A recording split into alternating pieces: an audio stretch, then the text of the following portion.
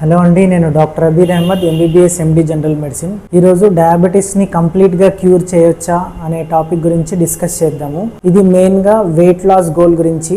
నార్మల్గా మన body mass index అనేది 18.5 నుంచి 24.9 kg per meter square అనేది ఉండాల్సి ఉంటుంది.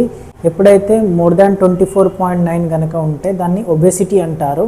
ఎప్పుడైతే ఒబెసిటీలో ఇనిషియల్ వెయిట్ నుంచి 5 to 10% వెయిట్ లాస్ కనుక మనం చేయగలిగితే మాత్రము మనకి ఇమీడియట్గా బ్లడ్ షుగర్స్, బ్లడ్ ప్రెషర్, ఇంకా బ్లడ్ కొలెస్ట్రాల్ లెవెల్స్ నార్మలైజ్ అయ్యే అవకాశం అనేది ఉంటుంది. వీటిని మనం షార్ట్ టర్మ్ గోల్స్ అంటారు. అదేవిధంగా మోర్ దాన్ 10% వెయిట్ లాస్ కనుక మనం చేయగలిగితే మాత్రము అంటే పక్షవాతం, గుండెపోటు నుంచి మనం కాపాడుకోవచ్చు.